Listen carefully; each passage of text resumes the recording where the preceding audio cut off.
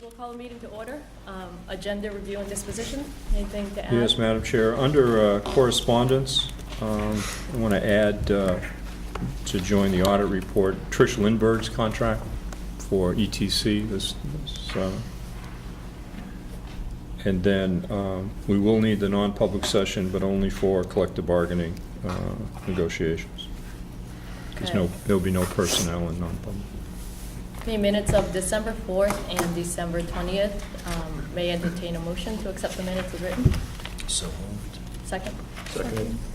All in favor? Aye. Privilege of the board, number one. Anybody have anything you want to say?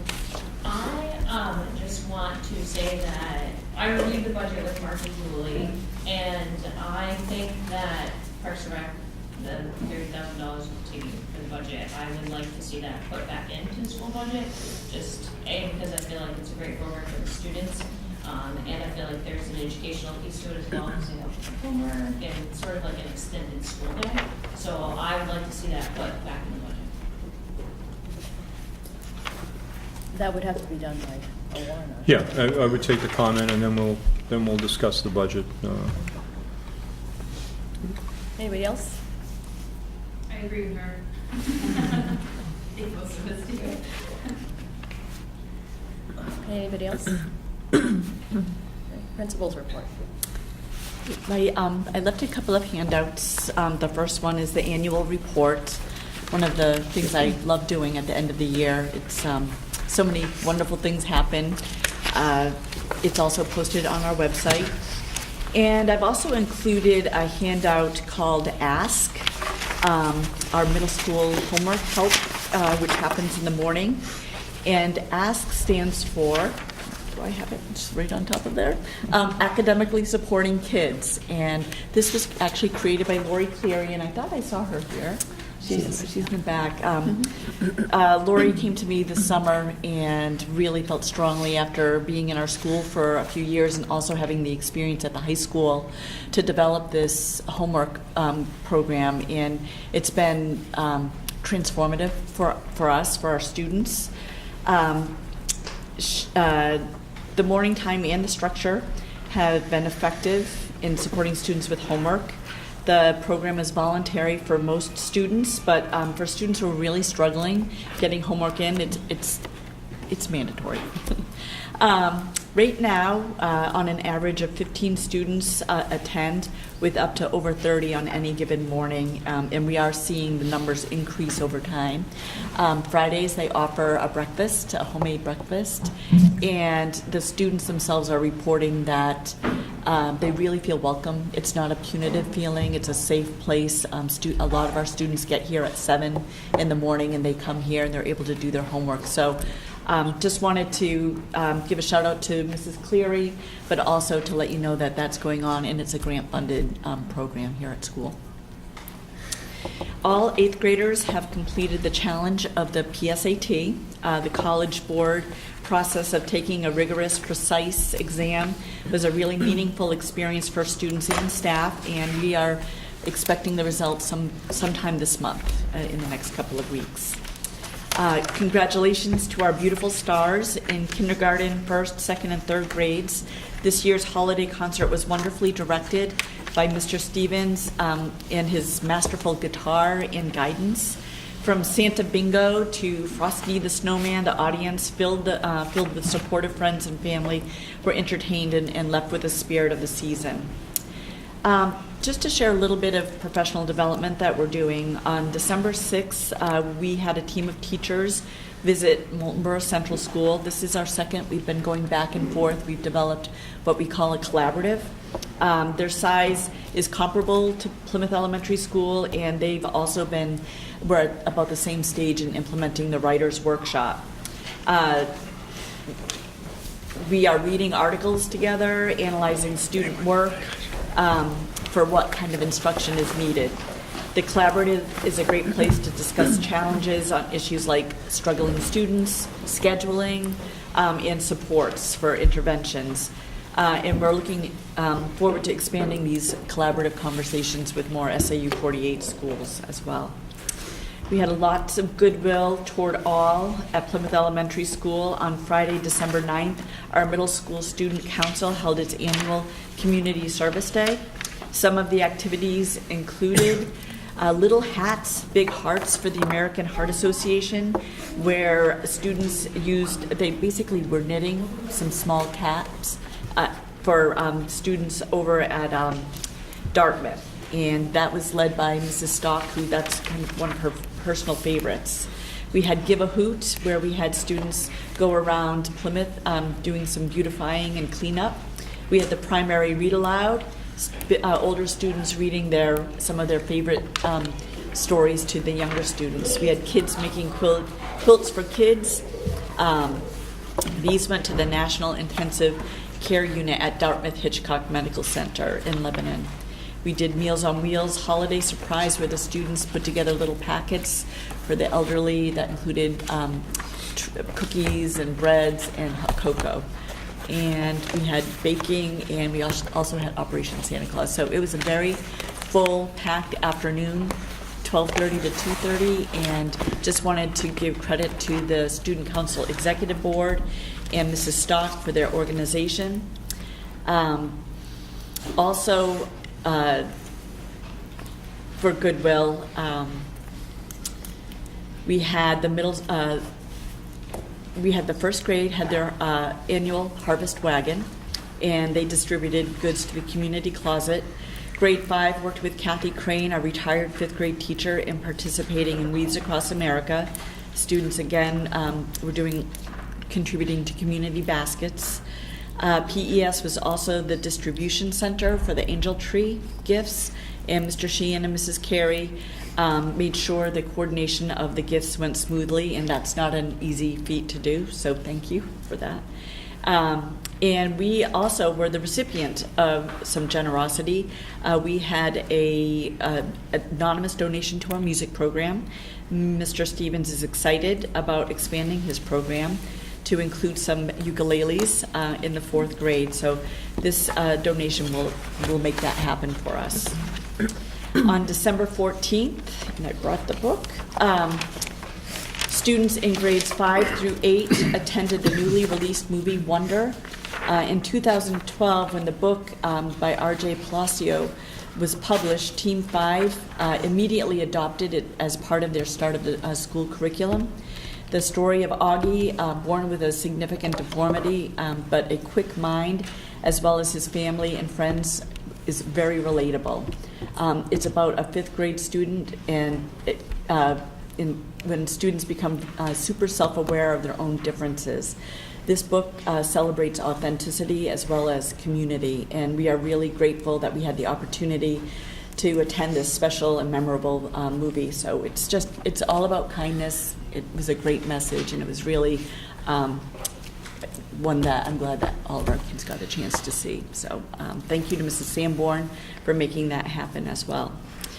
And once we got into the new year, we had January 3rd, we hosted a Tiger program. This is in support of our continued work on emotional and social development. Love that Tiger is actually created right here at Plymouth State University. Mr. Sheehan, our guidance counselor, organized the event and the follow-up activities.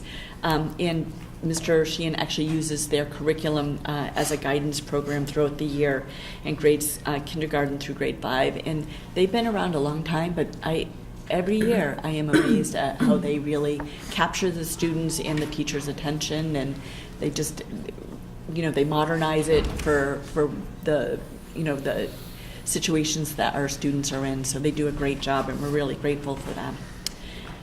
And then today, we again had a great message of kindness. We had an energizing visit from Justin Spencer and Ryan from Recycled Percussion this afternoon.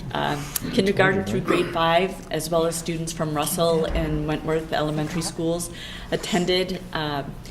Not only were we entertained by these amazing percussionists and their stories, they had our teachers demonstrating their talents and their good sportsmanship as well today. So it was a great day. Also want to make a point that winter concert has changed. Winter concert for grades 4 through 8 has been changed to Thursday, February 1st, and that is so we don't conflict with Hairspray. A lot of our students are involved in that performance, so we changed that as well. That is all I have for now. Over to you, Kelly. Okay. So, the world of athletics, Mr. Underwood has provided me with some great information. Over the holiday break, our boys and girls 7th and 8th grade basketball teams competed in the Kearsarge Hoop Festival.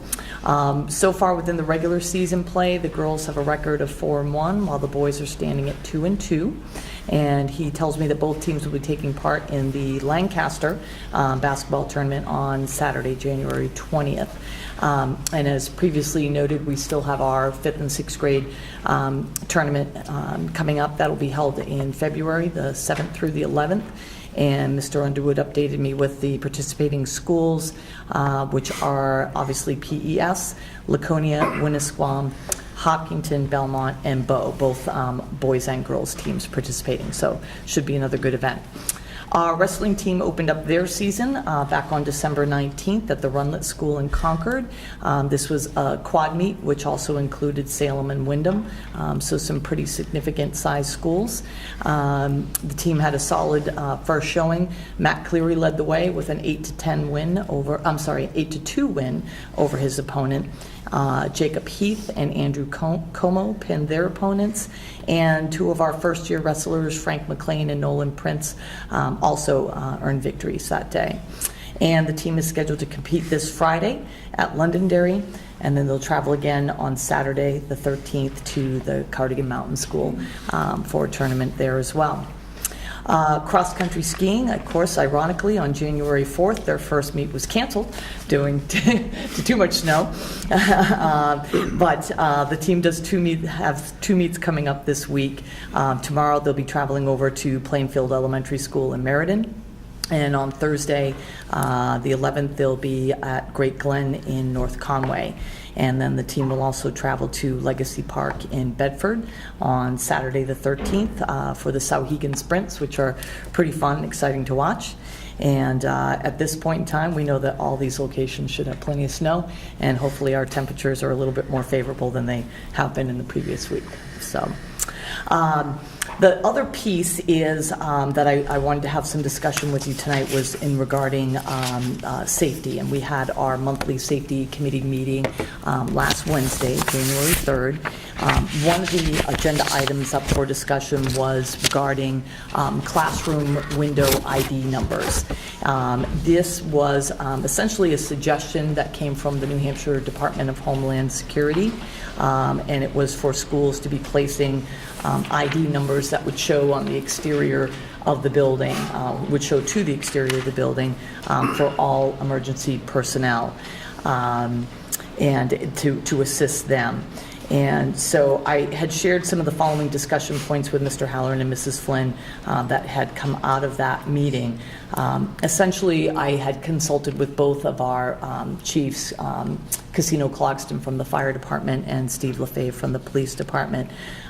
Chief Clogston said in terms of the fire department, it wasn't so much important for the fire department, but on the police end of things, they had noted that it could make a very big difference for the police department. And Chief LaFave had explained that, and I had passed out some of the maps here for the school, that our police department and some of our surrounding towns have these maps, and so they know our building. But in the event of a more major significant emergency, as he explained, the Plymouth PD would more than likely be the first ones on scene, and let's say in the event of an active shooter, they described they're going to want to get in and come in. And so they really would not have the time to be spending with other outside agencies who may also be showing up to explain the layout of the school. So from their standpoint, it's easier for them to get in, to react, and then also while they are on the inside of the building, if they needed to radio to the outside to tell their location or location of an intruder, then those outside agencies could easily see from the outside of the building if they were to say N2, N3, and, they could find it on the outside of the building and know where they are. So from their standpoint, the police were definitely in favor of having those windows identified from the outside. The committee itself, the other piece too that we discussed was, as our staff now, the majority of us have the eLerts app on our cell phones, that it's also easy for teachers, staff to also identify from their standpoint, they're on the inside, where their location is. Because if someone were to say Mrs. Carey's room, outside agencies don't know Mrs. Carey, they don't know Mrs. Hand, Mrs. Cleary, but they'll know where a room is if they're seeing that identified. So to have that, and all of our teachers also have this map within their emergency folder within their classroom, so they would know. Some of the questions, concerns, or discussion that came up, one was the aesthetics of the building. Is it an eyesore, so to speak, to have a number posted on the windows outside of the building? And the committee felt that probably within a matter of a week or so, that it would just become background, becomes part of the building, and they didn't seem to feel that it would be take on that kind of look to it. The other piece was, someone had mentioned, are we identifying ourselves to the outside if someone wanted to come in to do harm? And the feeling was that most people that have come into this building, whether it's been for parent-teacher conferences, for events, whatever, they know where our classes are located. And we don't generally go by room numbers here. In our language in here, we're usually using teachers' names. We're not using the classroom numbers. And none of this is posted on the school website. It's not really general public knowledge in terms of the numbers. And then the last piece was the cost to make the signs. We did get a quote from True Colors for $196 for 52 window signs. That would be printed, and the specifics of it are that the numbers have to be 4 inches in height, black on a white background. They had suggested an 11 by 17 background of white paper, but I don't necessarily think it needs to be that big. So after all of that discussion, our committee took a vote and unanimously voted in favor of the window numbers. But my understanding is that in order for us to move forward, that it has to come to a school board vote for that to occur. So I don't know if you have any other questions or concerns. And I know that there's 2 schools in the district that do have the window signs ID'd, Holderness and Campton. I have gone over and looked at Holderness's. I did not see Campton's. Holderness actually has it looks like 4-inch numbers, and theirs is more like a half a piece of paper, kind of split. It's a longer piece of paper, maybe an 8.5 by 11. And they have it up in the upper right-hand corner of their windows. We just defer to the local police chief. You tell us where you want them, and that's where they'll go. So, but I think from a safety standpoint, it's a very good idea to do this.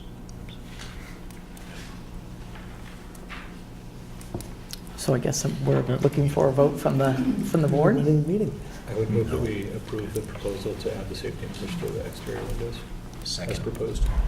Okay, all in favor? Aye. Aye. Okay. Thank you. Thank you. And then just on another note, today we had, I wanted to give kudos to John Cormier, has been our custodian in the building that has been filling in for Gary Miller as he's been out, and he's doing a great job. And today we discovered that we had a sprinkler head that had essentially, what happened was it got cold enough, it froze, and then as things started to warm up, it broke, and so it was leaking. There was that uncertainty of, if it goes and starts spraying, will it set off the rest of them? And again, our Plymouth Fire Department was great. They came right in, worked with John, Julie, and myself, and came in and shut down our sprinkler system for a little bit until the sprinkler company could get here. they were steadfast, got to the problem right away, fixed it, and all was up and running, so. Did you learn if they're activated as a zone or by individual heads? Actually, and I asked that question, and the sprinkler company said no. If that one sprinkler head had gone, it would have been just that one, which was good to know.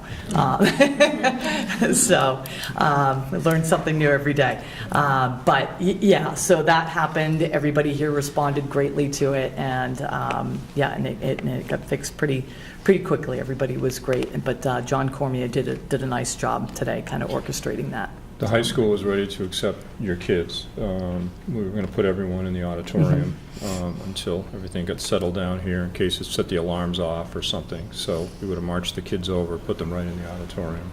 They would have enjoyed themselves. Brought over Justin. And then, Spencer. Right, you guys have the assembly right there. I'm sure Mr. Parsons could have entertained them all. So that we were pretty well covered by that. So. Any questions for Julie or Kelly? No? Thank you. Thank you. Consent items, claims and payroll. I'm all set. Okay. Correspondence. There are two pieces of activity. Michael, this year's audit report came in. As we reported earlier, there were no changes in the audit. Everything that was submitted passed muster. So this is just a copy of just a signature from Michael, and then the audit will be available to the public. And if anybody wants a copy, we will certainly email it right out to them. We're not going to print them, but we're happy to email them right out. And the other issue at this time of year is Plymouth Elementary's participation in the ETC with Trish Lindbergh, and a contract with Trish and the university. There's always been a special relationship between Plymouth Elementary and ETC. And for the contract, there's an invitation to members of the faculty from Plymouth Elementary to any pre- or post-performance workshop. Mini production's always been done in the past, and usually it's during the weekend of the presentation. Classroom materials, if produced, would be given to Plymouth Elementary School for integration of the play into the curriculum, and favorable consideration for Plymouth Elementary School students' participation in the production. So we've always been very well represented in the production. So the board votes annually to enter into this contract, and the board could take a vote, and then Michael will sign off. I'll entertain a motion to accept the contract. Second. All in favor? Okay, discussion items. FY19 budget review. Yes. As you know, at the last meeting, and I will, folks, can you hear me? Where we introduced the budget, we had appropriation cuts totaling $418,000, which were 96 cents on the tax rate. We had revenue reductions of $177,266, or an increase of 41 cents. So the net effect was the budget that you have in front of you right now is down 55 cents per thousand. The highlights, for the most part, are the staffing is the same. There are, let me give you just bear with me, because there were folks that are here that weren't here last time, so I want to see if I can get them up to standard here.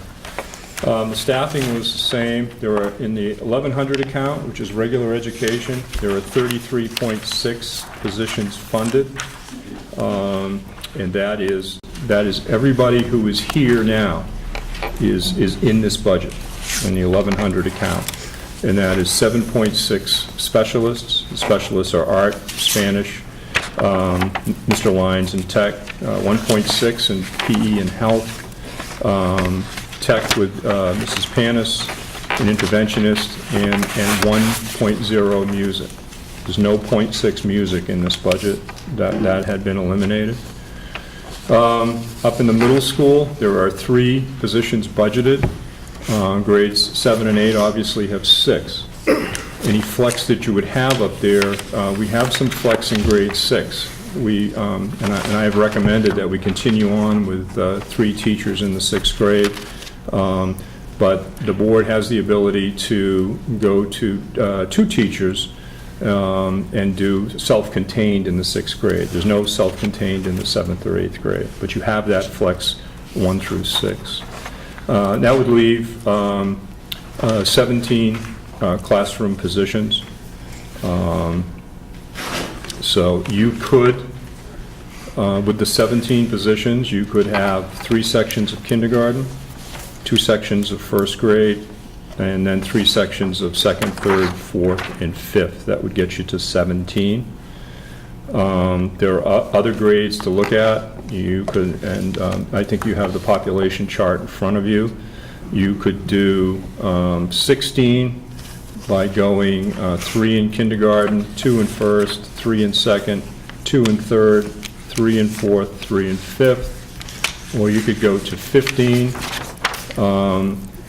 with 3 in kindergarten, 2 in 1st, 3 in 2nd, 2 in 3rd, 2 in 4th, and 3 in 5th. So, but I would reiterate that we still can do, we're just doing the flip on kindergarten and 1st grade this year. So it would be, with the existing budget, we could do 17 folks and keep the interventionist. It would be 2 sections of 1st grade. I believe that would be 15 kids in each class. And then 3 sections of all the other grades, K2, 3, 4, and 5.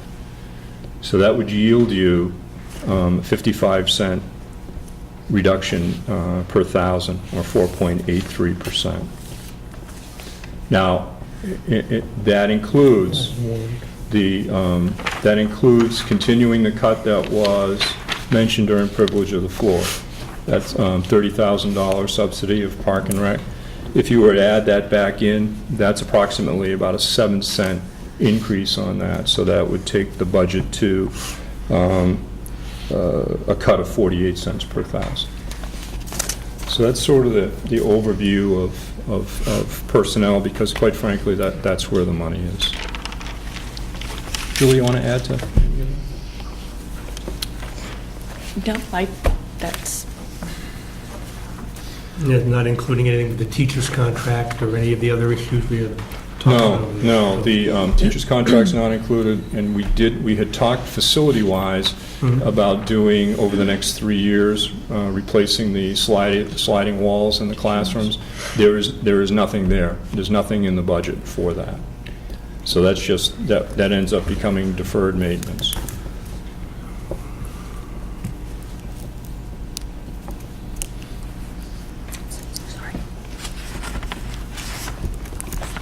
Mark, how much was that over the 3-year period to replace the partitions? Can we say? Can we have an Was estimate that, of it? Julie, was that 30,000 a year on the petitions? Is it 30, 30, and 30? So 90,000. About 90. 90,000. yes. We have It was enough a in total of the, 90,000. there's one contingency plan where we have about $85,000 in there now for building maintenance. Capital reserve. Capital reserve, yeah. You can use part of that to start that process. We have to put that on the warrant, pull that out. Yes. If we decide to do that. Yep. At this point, if we were to add $30,000, would it go in as a warrant or within the budget? You could do it either way. It'd be your call. You can add a warrant for those doors if you wanted to add a warrant for that special. And the funding, Yeah, and then it could be specified to draw the funding from the capital reserve account rather than raising. Well, you can do it both ways. You can do it as drawing from the capital reserve account. Don't pay for 2 of them, and you're still going to be left with one room that's going to, when you buy it, it's going to be paid. My understanding was that John Francis had recommended doing kind of a third. Yeah, over 3 years. And that was based, based. that was based on finances. So if we took out 2 of them, That would give us a little time to rebuild the capital reserve if we're going to. yeah, we haven't put any money in that capital reserve fund in No, quite some time. that's sat there for years. We It's been just, sitting there for quite a little while. yeah, we have just really funded personnel. Are there other funds available if there are emergency repairs? Or if we draw from the capital reserve fund, would that? Yeah, I think you, In case of an emergency, I think you can hold a public hearing and then get permission to get at the money with the approval of Department of Revenue Administration. If it was an emergency, but generally you would go to district meeting and ask for that permission.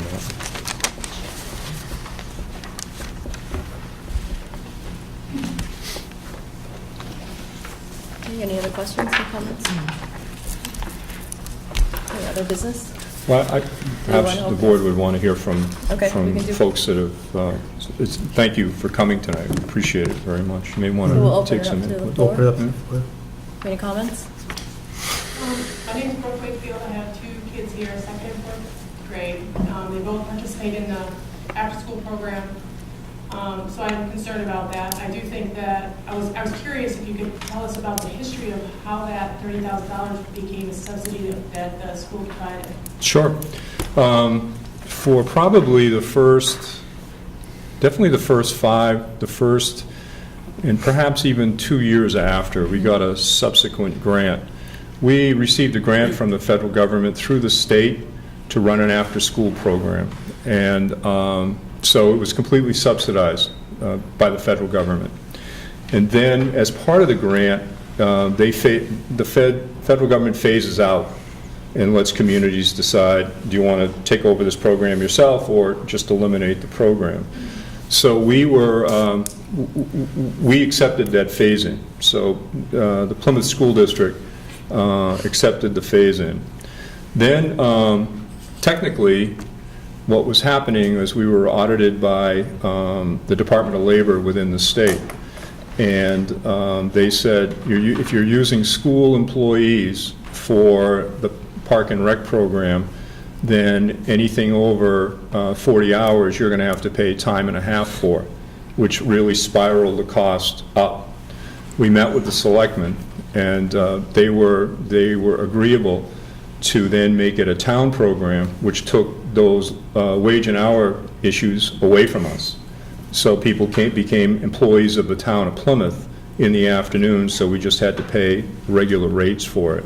So it got switched over to the town, and basically what the school board did at my request was they took that subsidy of about approximately $30,000 and just went to a straight cash grant. So it's raised on the school district and then is sent to the town in a couple of payments to help subsidize the salaries of the folks that are here. So it now is a Park and Rec program. So that's the history of the program. So this is I think this would be the second or third year of that financial transfer. And has there been a conversation with the Recreation Commission about what the impact of this $30,000 can be for them? Not with the commission. I had a conversation with the Park and Rec director. And what was their response? His response? Yeah, That he would be talking to the commission and they would be discussing it. right. And we both came to the same conclusion, Larry and I, is that it's a town decision. I mean, it really is a town, whether it's on the town warrant or the school warrant, it's the same tax bill. So I think both of our opinions was let the town vote on it. If they want to continue doing that, that's great. If they choose not to, then they choose not to. I think we can all agree it would be a tough year to present that $30,000 when it's been in the school budget, and now you're pulling it out and presenting it as in the town meeting. That might be a little challenging. It'll be challenging in both places, quite frankly, from the feedback that I've gotten since the tax bills went out. So, Well, I personally don't feel that we necessarily need to do a $30,000 subsidy, but I do think some sort of subsidy should be considered for this year to continue that. I think it's an excellent program. It's recently, I think, in the last couple of years, really become very different and much better than other offerings, other after-school programs. It's really comprehensive. I also, sorry to hold the floor here, but I'm also watching some other cuts happen with clubs. I know there's a lot of little clubs that we simply can't afford anymore. There's not probably enough participation. You need to have volunteers, and it's a lot of coordination. Then also the music teacher. I just feel some of the enriching programs are being cut, and I'm seeing that happen first. I mean, I see the budget. There's not a lot of places to cut. So I get the challenge, but I do think that we, as a community, need to focus on keeping those enriching programs for our kids. It's not just the .6 music teacher or the clubs, it's also, there was a 4th grade tradition of having, No, they had some kind of players that what were those players called? Some kind of program. Recorder. Recorders, yeah. That was cut this year. My daughter's in 4th grade. I heard wonderful things about that, so I'm a little disappointed. But it just seems like there are some things being cut that would be nice to, I guess the whole board would need to look and see what else there is in the budget that could possibly come out to leave some of those other things in. Well, this is no reflection on the after-school program. This is strictly a response to the feedback from the tax rate. Oh, I mean, yeah. there's I'm sorry. none of these cuts were, we don't need it, they didn't do a good job. This is just trying to get to a bottom line and lowering the Plymouth tax rate. I'm just voicing my opinion. Yeah, you're certainly entitled to it. And the community, again, community is going to vote on what it wants to do. Sure. These are recommendations from me to the board of saying, these are things that are out there. What's the number you want per thousand in both places, the town and the school? Mm-hmm. Thank you. Mm-hmm. Any other discussion on the budget? Elaine Lewis. I have 2 kids here, and I'm also on the Parks and Rec Commission. And in my discussions with the director, they talked about how the town is not going to approve the $30,000. So I'm just voicing my opinion as a parent of kids that use that program that I'm in favor of adding it back into the budget. And it does provide a lot of academic enrichment that I think the school has tried to provide in past years for homework. And I know there have been struggles in past years with the school trying to provide that. And it's a wonderful program, and I think it would be a real shame to cut it. Anybody else? Hi, my name is Melissa Query. I have a daughter that uses Parks and Rec, and will have a son eventually coming through. And when I was speaking with Lisa, her concern in years past is, and other schools too, is watching parents have to quit their jobs because they don't have after-school care for their kids, and they're not getting that additional enrichment that they wouldn't get at home either. And it's helping them succeed in school, keeping them, out of trouble. And we just really value the community that supports that kind of program. I think that's why a lot of us move here and stay here. And, our kids are really successful, I think, because of the people that are looking out for them when we're at work. We can't get here for them. So we're really grateful and just want to do anything that we can. Worried with the taxes this year that might not come from the town. And speaking with other towns like Hampton, for example, they were gung-ho to let their costs go up, but the town supplemented some of their cost increase, and we just don't have that option. So we're kind of looking for some direction too as to how can we get some help and some direction as to how we can get that money back in, even if it's some. Thank you.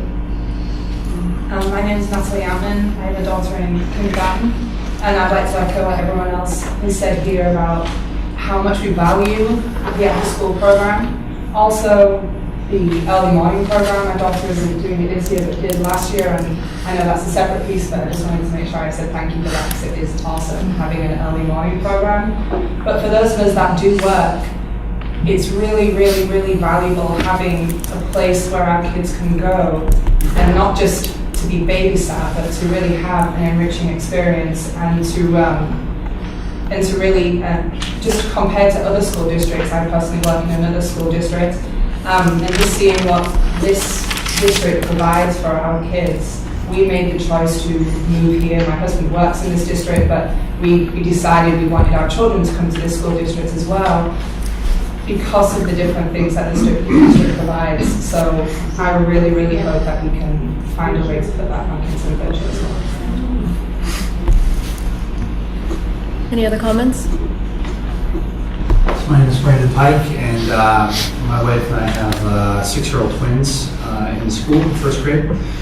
And we moved up from Auburn, New Hampshire. We were in the Pickerton School District. And we determined that we were going to move back to Plymouth because we wanted to get back to the grassroots. He always knew that the Plymouth School really was the cornerstone of some of the greatest education in New Hampshire, from what I understand. My wife went there.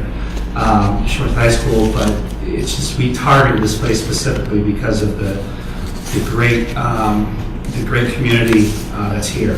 One of the things that's absolutely critical for our family is A+. And it's a wonderful program. The children just thrive in it.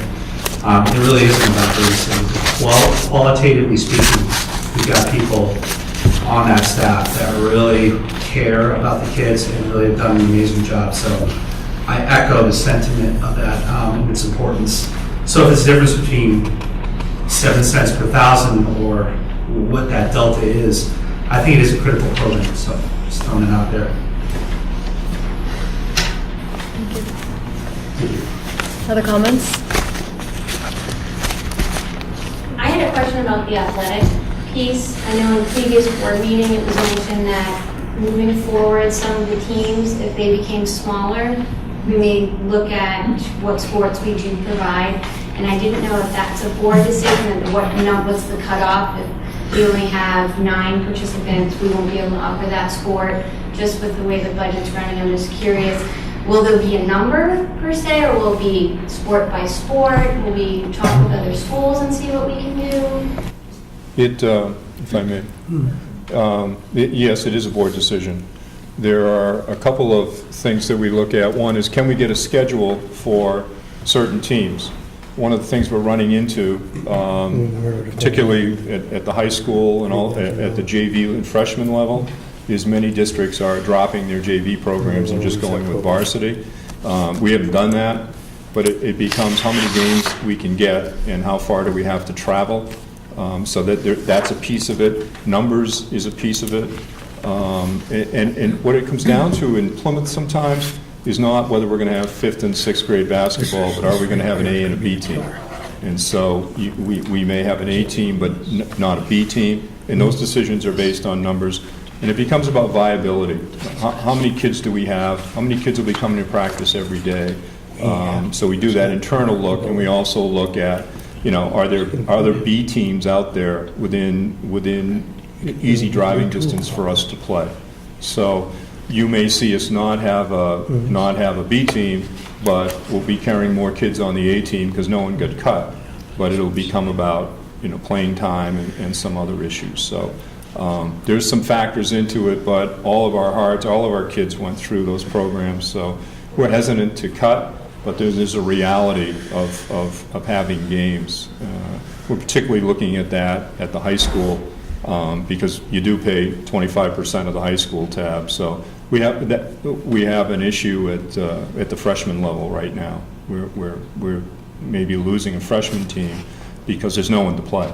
So all those kids are playing on JV. But we like the social experience of keeping those freshmen together. Answer your question? I mean, I went on a little bit, but yeah, it's a very measured decision. It's not all about money. There's a lot of factors that go into how many teams we play, and we also try and be gender equal so that we make sure that there's opportunities both for boys and girls. Mark, you said that we're not going to, the $30,000 isn't going to be looked at by the town. No, the indication was the town is not going to subsidize. The reason why we couldn't add another warrant article on our end of things. Oh, you can do anything you want. So yeah. that would put that $30,000 warrant up on our own. Yep. And put it on our warrant. Right, so put that on as article as we readjust it. And I also like to make a motion that we use $60,000 of the capital reserve for two replacements of Replacement of 2/3 of the doors. 2/3 of the door. That still leaves us with almost $30,000 in there in case we need something special. Second. Who seconded that? Frank. Frank did. Okay. All in favor? So we actually have, Well, we're going to do Two them things? separate. We'll add one is to add a warrant for the $30,000 Yes. for after-school care. And whatnot. Yep. I'll second that. Fine. I was clarifying your motion. Oh, you were. I don't usually get to do motions.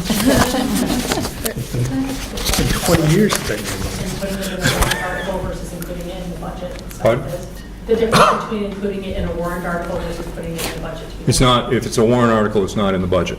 It comes up for its own vote at the district meeting. So, what's my opinion? I would much prefer as a parent that it be placed in the budget than in a warrant article. There's a couple things. First off, I think we need to look at the long game. If you want to improve taxes in this town, you need to attract young homeowning families, and you don't do that by cutting out their school programs. You're not going to attract young families into this community if you get rid of it. If you put it up to a warrant article, there's going to be a lot of angry people out there at the budget meeting who aren't going to be thinking about those kinds of things. So I think including it in the budget would be the better choice. And I realize you already made a motion, because that way you automatically start to ensure that money for the young taxpaying families in this community. Just my opinion. But this warrant article, would this get approved in the school board hearing? No, that'll be at the district meeting in March. Yeah. And let me, if I can clarify something, even if it's in the budget and there's a floor cut, and they tend to come in 100,000, 200,000 sort of cuts, then even if something is in a budget and it takes a floor cut, the board then has the authority to decide what comes out of it. If this budget, theoretically, and I may be overdoing it, but if this budget went in and at the end of the night someone stood up and said, we want to cut 100,000 from that budget, and it passed, and we all went on our merry old way, then anything in that budget totaling 100,000 is fair game. So just so that you know that. Whereas Now, as a warrant article, if it's an individual warrant article and it passes, and there's a $100,000 cut, that warrant article stays. Mm-hmm. That was the will of the people, that money stays. So, I hear you, Britt. It can go two ways. So as long as everyone understands what the rules are from the Department of Revenue Administration. The balancing game, right? What? Like balancing game. You try to, Do you think they're going to attack the Try to warrant appease article, or both do you think sides. they're going to attack the budget? I get it. I've been in meetings where both things have happened. Yeah. Wouldn't be surprised. Yeah. Thank you. I had a question going back to the beginning about the donation for the ukuleles. Yes. Is the only reason why the fourth grade are getting a ukulele the cost of that donation? Like, I know because you said they used to have recorders and they haven't had recorders this year, so is the ukulele replacing them learning the recorder as an added enrichment? Is it something that's going to be happening by the time my daughter gets to fourth grade, or is it a one-year thing? Well, it's, when we hired Mr. Stevens, the ukulele is his expertise. Where he was before, he had a ukulele team, like a group. So that is sort of, it's something that he's super excited about, and part of who he is as a music teacher. So it's really not, I know that last year we did not have recorders for the third grade, so this year's fourth graders did not receive it. The ukuleles will be helpful in as far as teaching them the music that they're going to need for fifth grade band. So that's going to work out beautifully, but it's not really to replace anything or make up for anything. It's really something that Mr. Stevens wants to bring to his program. And can it run on a year-to-year basis, given that it was a donation? I think the plan is that will be a fourth grade program. But I could see him expanding it to like a little club that, like a jazz band. It could be a ukulele club. So.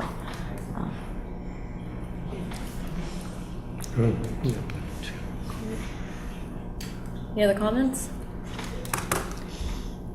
All right, thank you. Other business?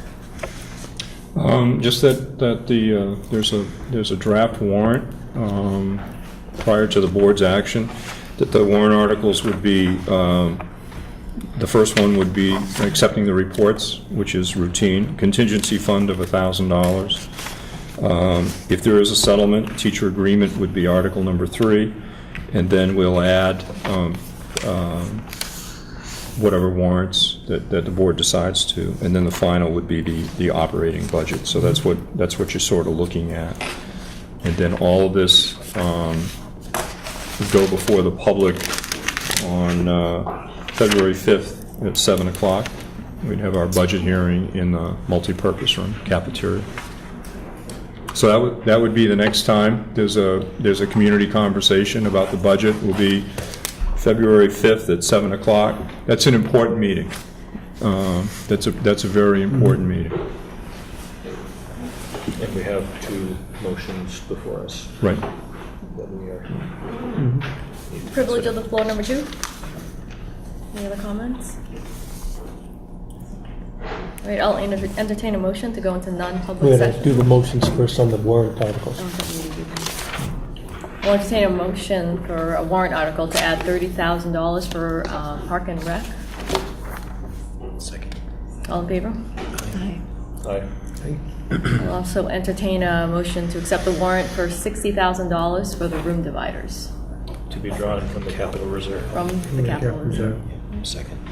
All in favor? Aye. Okay. Now I'll entertain a motion for non-public. I'll make the motion go into non-public session. Second.